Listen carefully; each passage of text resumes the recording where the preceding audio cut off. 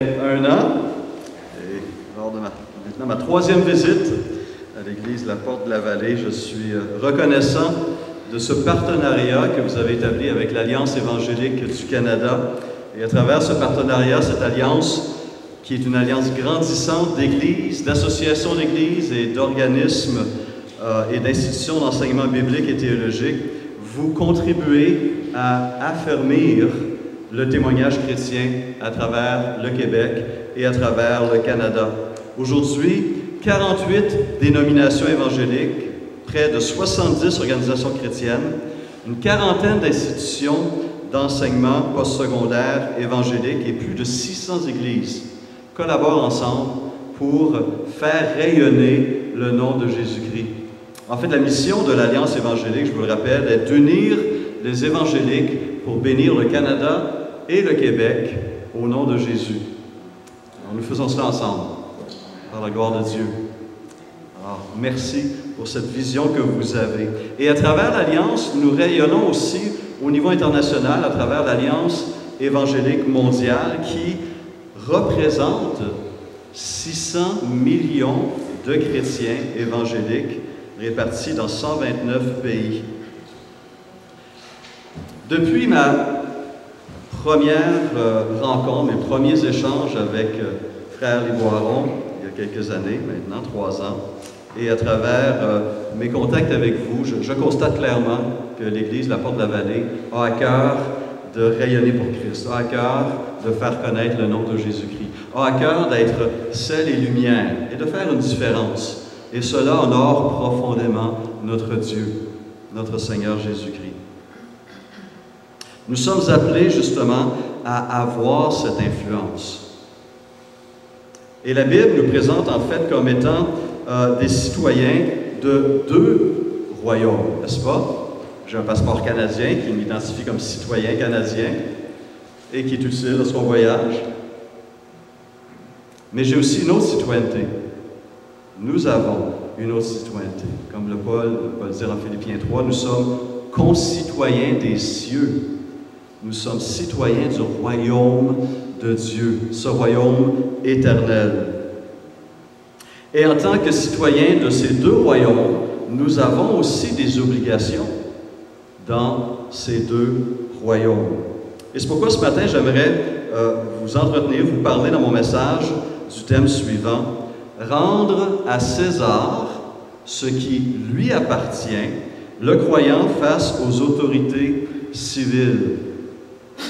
Alors, pourquoi de parler de ça? Bien, parce que c'est courant de voir dans les milieux évangéliques une attitude un peu de retrait. Les chrétiens ont ce réflexe malsain de vouloir se retirer du monde. Alors, comme Frère Richard l'a mentionné tantôt, nous ne sommes pas du monde, mais, quoi? Nous sommes dans le monde. Et qu'est-ce que Jésus a spécifiquement prié au Père en Jean 17? Il a dit, « Je ne te prie pas de les retirer du monde. » On était envoyés dans ce monde pour faire connaître le nom de Jésus-Christ. Mais il a prié pour que Dieu nous garde, nous soutienne et nous protège.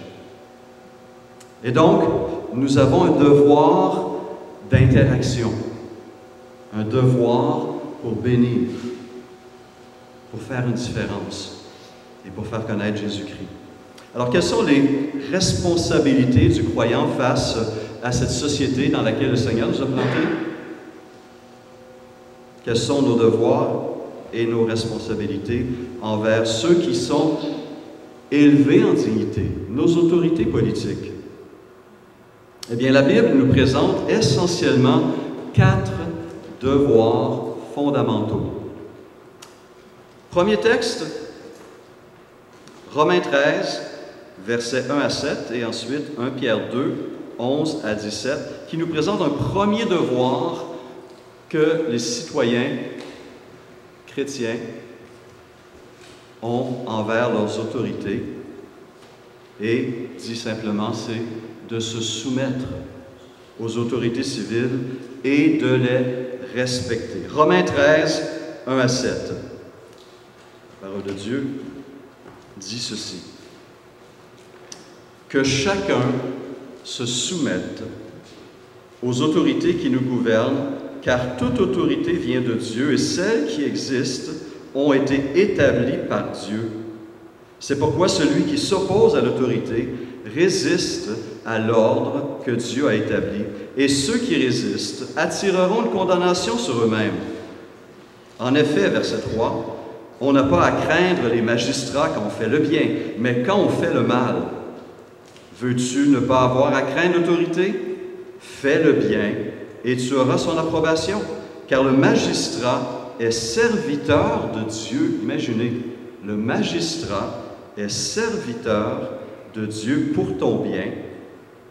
Mais si tu fais le mal, sois dans la crainte. En effet, ce n'est pas pour rien qu'il porte l'épée, puisqu'il est serviteur de Dieu pour manifester sa colère en punissant celui qui fait le mal. Il est donc nécessaire de se soumettre aux autorités, non seulement à cause de cette colère, mais encore par motif de conscience. Il ajoute, verset 6, « C'est aussi pour cela que vous payez des impôts, car les magistrats sont des serviteurs de Dieu qui s'appliquent entièrement à cette fonction. Rendez à chacun ce qui lui est dû. L'impôt à qui vous devez l'impôt, la taxe à qui vous devez la taxe, le respect à qui vous devez respect, l'honneur à qui vous devez l'honneur. » Ça, c'est l'apôtre Paul qui écrit aux chrétiens de Rome. Pierre, dans sa première épître, chapitre 2, va apporter un enseignement similaire. Versets 11 à 17 dit ceci. « Bien-aimés, je vous encourage, en tant que résidents temporaires et étrangers sur la terre, à vous abstenir des désirs de votre nature propre qui font la guerre à l'âme. Ayez une bonne conduite au milieu des non-croyants. » Où sommes-nous? Au milieu. Pas en retrait, pas éloigné. Nous sommes au milieu des non-croyants, afin que là même où ils vous calomnient, comme si vous faisiez le mal, ils remarquent votre belle manière d'agir et rendent gloire à Dieu le jour où il interviendra. Verset 13, dans Pierre 2, « À cause du Seigneur, soumettez-vous à toutes les institutions établies parmi les hommes, soit au roi, parce qu'il est au-dessus de tous, soit aux gouverneurs, parce qu'ils sont envoyés par lui pour punir ceux qui font le mal et approuver ceux qui font le bien. En effet, c'est la volonté de Dieu qu'en pratiquant le bien, vous réduisiez au silence l'ignorance des hommes dépourvus de bon sens. Comportez-vous en homme libre, sans faire de la liberté un voile qui couvre la méchanceté, mais en agissant au contraire comme des serviteurs de Dieu. Respectez chacun. Soumettez-vous avec le plus grand respect à vos maîtres, non seulement à ceux qui font preuve, respectez chacun, aimez les frères et sœurs, craignez Dieu, honorez le roi. 1 Pierre 2, 11 à 17. Et donc, de ces deux textes clés qui nous éclairent sur nos rapports avec les autorités de ce monde, n'est-ce pas? Envers le maire de cette ville, envers le premier ministre du Québec et du Canada. Une des responsabilités fondamentales que nous avons en tant que citoyens chrétiens et en tant que citoyens tout court est de nous soumettre aux autorités et de les respecter. Mais qu'est-ce que ça veut dire? Hein? Qu'est-ce que ça veut dire se soumettre? Et est-ce qu'on doit alors se soumettre en toutes choses, en toutes circonstances, ou pas? Alors, essentiellement, se soumettre aux autorités veut dire reconnaître l'autorité civile qui est en place et la respecter. Et cela donc veut dire que normalement, remarquez bien le mot, normalement, nous avons un devoir d'obéir à ces gouvernants et de respecter les lois qui sont passées. Si je roule à 130 sur l'autoroute alors que la limite est à 100, je ne respecte pas les autorités. Si je ne déclare pas tous mes revenus dans ma déclaration d'impôt, je ne respecte pas l'autorité. Lorsque je refuse de suivre les lois dans mes transactions financières avec des fournisseurs, avec mon citoyen, mon voisin. Je ne respecte pas les autorités et les lois votées par ces gouvernements. Et ces textes nous présentent la raison pourquoi nous devons nous soumettre aux autorités. Rappelons-nous qu'en 1 Corinthiens 14, 33, Dieu se présente comme étant un Dieu d'ordre. Et pour que ce monde qu'il a créé puisse fonctionner adéquatement, il nous faut de l'ordre, n'est-ce pas? La nature elle-même est ordonnée. Pour que la vie puisse exister, il faut un ordre, il faut ce qu'on appelle les lois, n'est-ce pas, naturelles, qui se retrouvent même dans la nature, dans notre corps, et qui fonctionnent et qui permettent une stabilité et qui permettent la vie. Mais en même temps, nous sommes conscients que nous vivons dans un monde déchu, un monde brisé, un monde profondément marqué par le péché. Et l'autorité civile a été divinement instituée par Dieu pour maintenir l'ordre dans cette société qui a un penchant naturel pour le désordre et pour le mal. Et les autorités sont là pour nous protéger du chaos engendré par le péché. Et les gouvernements ont le mandat de maintenir l'ordre social et la justice et d'intervenir pour limiter les manifestations du péché. Il le fait en donnant son approbation à ceux qui font le bien, n'est-ce pas? On reconnaît ces citoyens qui apportent une contribution, n'est-ce pas, au bien-être de leur milieu. On souligne le bien, mais on a aussi des cours de justice et des prisons et des amendes pour réprimer, punir le mal.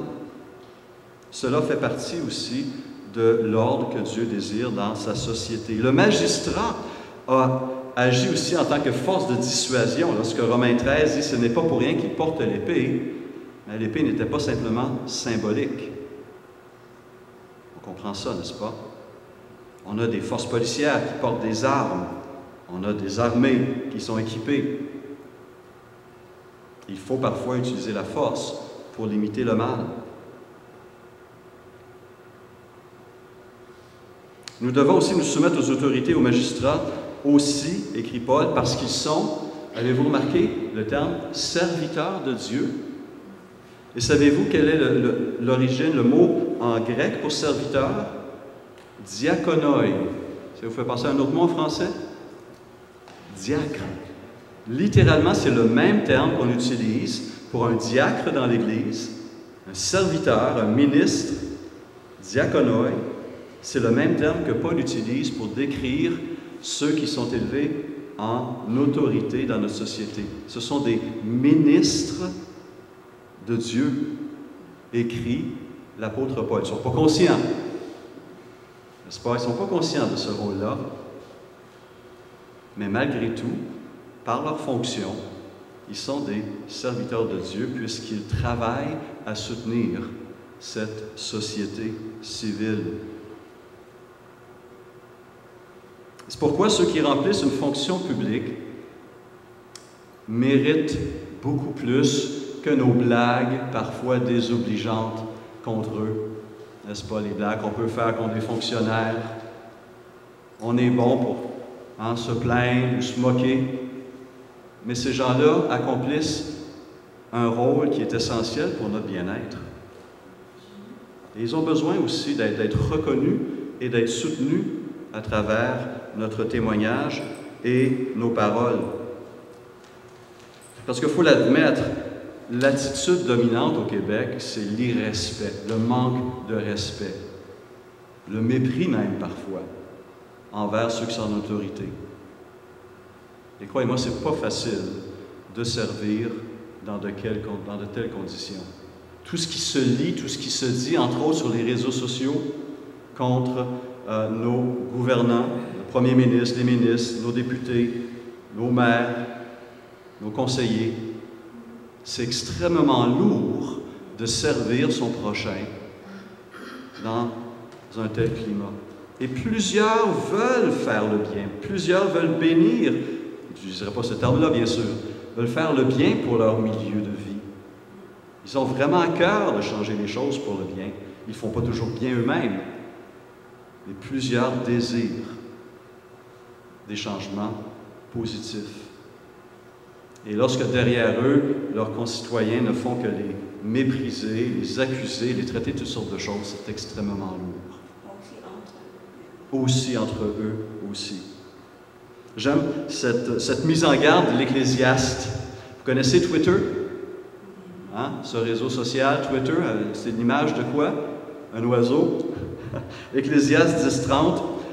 Ne maudis pas le roi, même en pensée, car l'oiseau pourrait en emporter le son, l'animal ailé pourrait répéter tes paroles.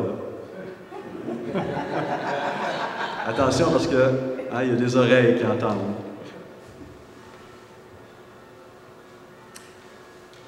Ces personnes donc remplissent une fonction qui découle de la volonté de Dieu. Et à cause de cela, nous, chrétiens, devons les respecter, devons les honorer, devons leur obéir.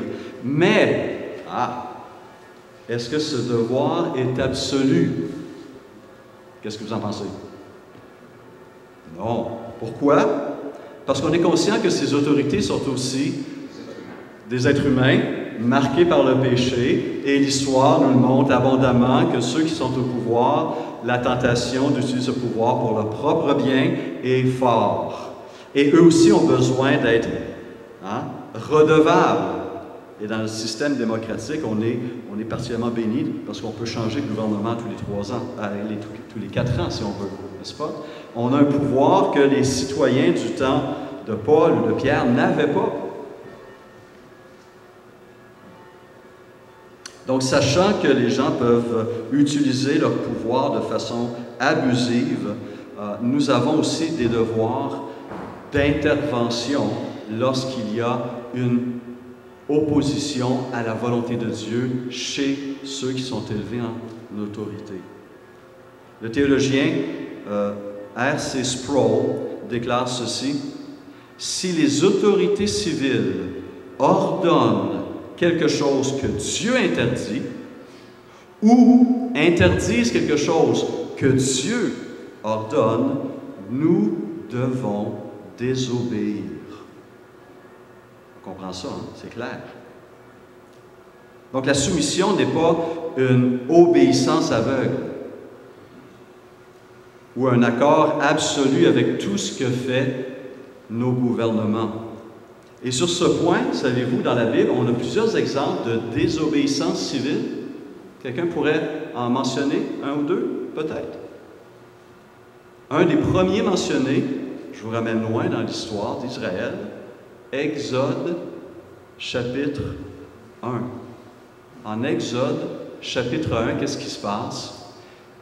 Eh bien, Israël a prospéré et s'est multiplié en Égypte, au point que les Égyptiens et Pharaon commencent à paniquer, craint pour son autorité et son pouvoir. Et qu'est-ce qu'il fait? Il ordonne aux sages-femmes israélites que lorsqu'une femme israélite accouche, si c'est un garçon, elles doivent le tuer. Vous vous rappelez ce texte?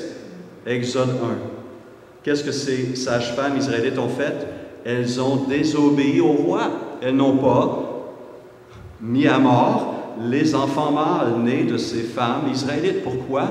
Le texte nous dit parce qu'elles craignèrent Dieu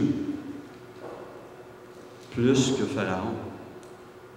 Elles ont désobéi à l'ordre de l'autorité en place. Et la parole nous dit que Dieu a béni le foyer de ces femmes. D'autres exemples qui vous viennent à l'esprit peut-être? Le livre de Daniel. Daniel, les 3 amis, Shadrach, Meshach, Abed-Négo, ont refusé en Daniel 3 d'adorer la statue d'or du roi Nebuchadnezzar. Ils étaient prêts à aller à la mort, à être condamnés à mort par l'autorité en place, plutôt que d'obéir et, par le fait même, désobéir à Dieu en adorant une idole. Dans leur cas, ce n'est pas toujours comme ça, bien sûr, mais dans leur cas, Dieu est intervenu, les a préservés, et quel témoignage leur fidélité et la préservation de leur vie par Dieu a apporté sur ce gouvernement et cet empire. Un autre chapitre de Daniel, chapitre 6, où Daniel va désobéir à un décret ridicule du roi Darius. Les ennemis de Daniel voulaient trouver un moyen de le tasser du pouvoir. Ils étaient jaloux du pouvoir qu'il avait. Mais ils ne pouvaient rien trouver dans la manière dont il accomplissait son ministère de ministre. Ils ne pouvaient rien trouver pour l'accuser. Alors, il a trouvé une façon dans sa religion. Daniel, comme tout juif à l'époque, priait 3 fois par jour. Tourné vers Jérusalem et priait l'Éternel. Et ses conseillers jaloux ont réussi à convaincre le roi Darius pour travailler son orgueil. Au roi, nous proposons que pour le prochain mois, la seule personne vers qui tes citoyens peuvent se tourner dans la prière, ce soit toi. Et que toute personne qui désobéisse soit condamnée à mort. Quelle folie, quelle idée ridicule. Mais Darius, tout flatté par cet honneur qu'on lui proposait, que ses conseillers voulaient lui rendre, a signé ce décret. Et Daniel a désobéi, et ses adversaires savaient qu'il allait désobéir. Ils sont rentrés chez lui alors qu'il était en prière à l'Éternel, et vous connaissez la suite. Il a tenu tête, il a été jeté dans la fosse aux lions, et là aussi Dieu est intervenu pour le garder. Et là aussi, quel témoignage. Et on a d'autres exemples. Esther, qui risque sa vie en violant en quelque sorte un décret qu'on ne pouvait pas aller devant le roi sans être convoqué par lui. On pouvait être condamné à mort, à moins que le roi nous gracie. Mais elle a violé cette loi en allant devant son roi, qui était son mari, parce qu'il y avait une urgence nationale. On peut mentionner dans le Nouveau Testament Pierre et Jean, qui se mettent à prêcher le salut en Jésus-Christ en acte 4, en acte 5. Les autorités religieuses les convoquent, leur interdisent. Ce sont les autorités religieuses d'Israël et aussi politiques, sous les Romains.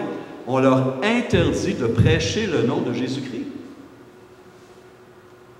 Les chefs du peuple et les anciens d'Israël les appelèrent et leur défendirent, je suis en acte 4, 19, leur défendirent absolument de parler et d'enseigner au nom de Jésus. Pierre et Jean leur répondirent, « Est-il juste devant Dieu de vous obéir plutôt qu'à Dieu?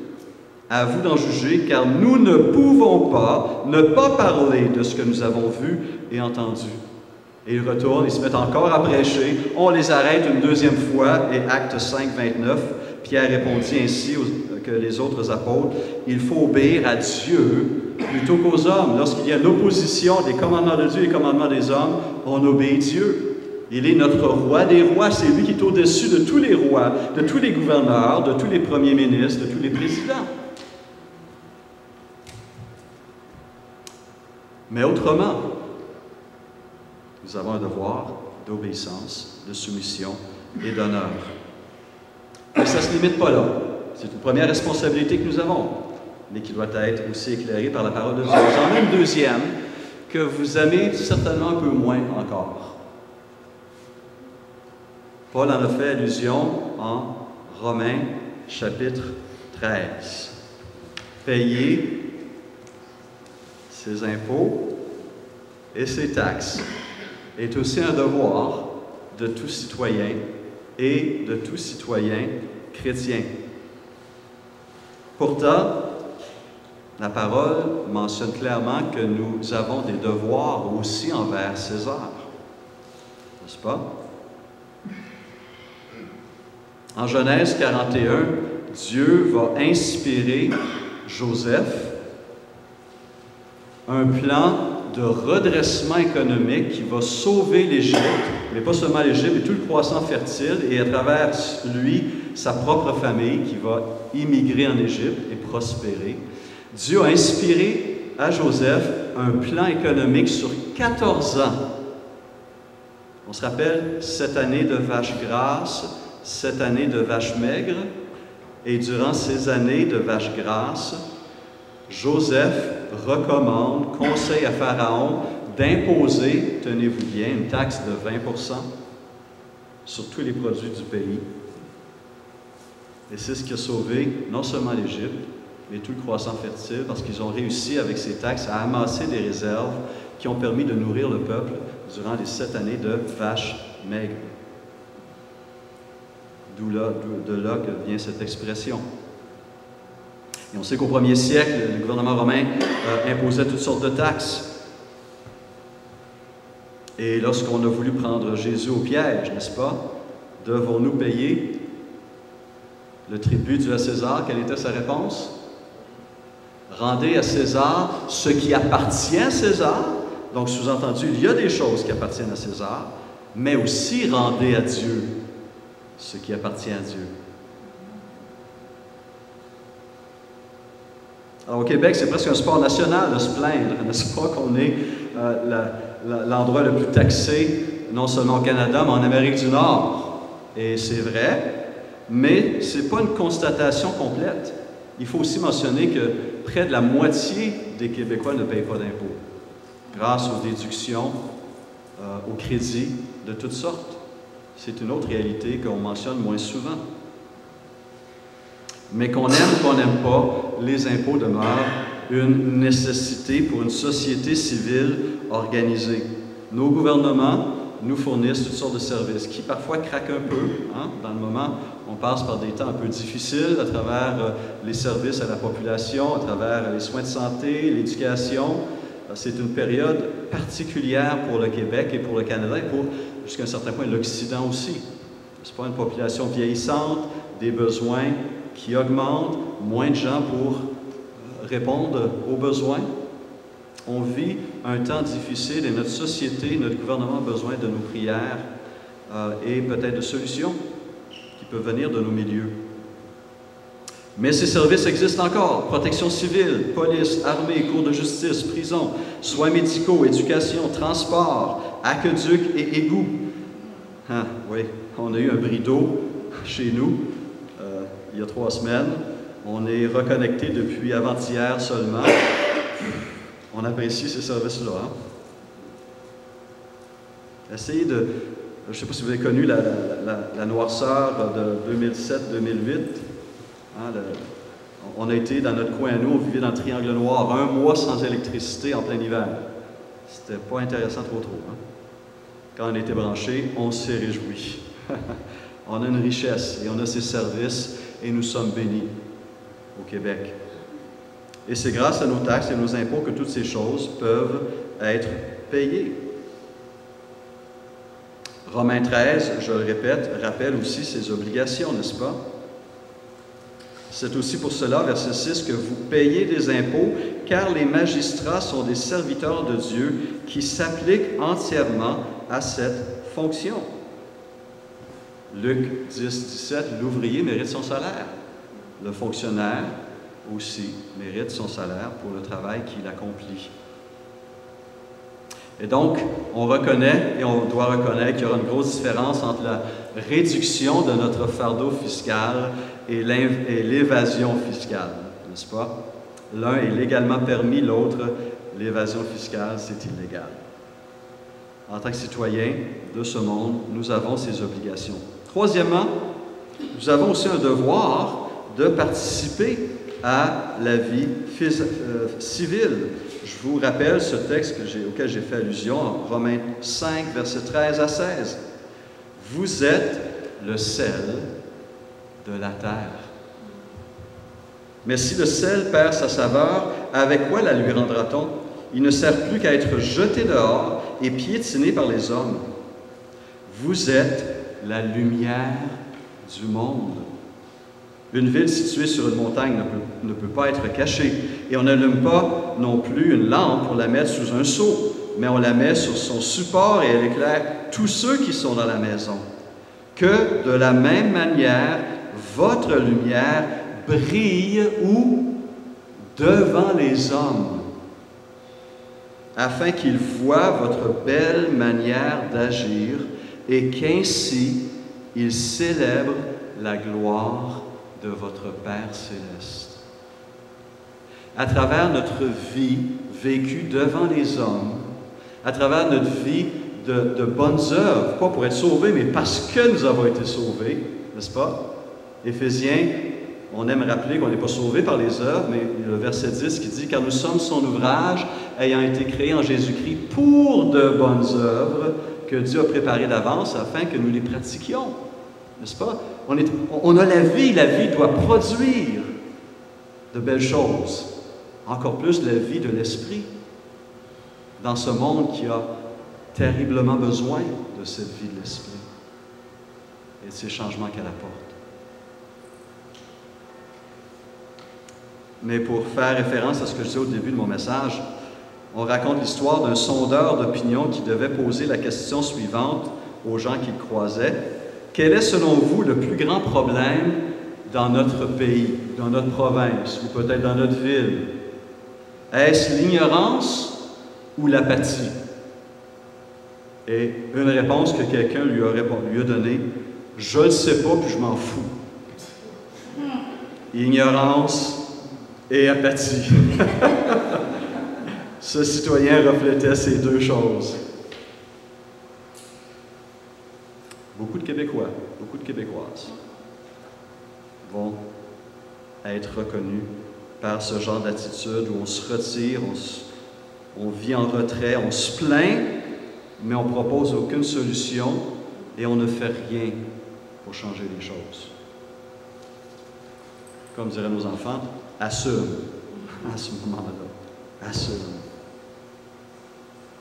Un des grands chefs d'État, homme d'État britannique du 18e siècle, Edmund Burke, disait ceci: « La seule condition au triomphe du mal, la seule condition pour que le mal triomphe, c'est l'inaction des gens de bien. » C'est que les bonnes personnes restent assises, muettes. On n'a rien à faire, le mal va triompher.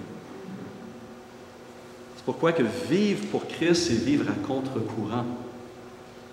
L'inertie n'est pas une solution, n'est pas une option.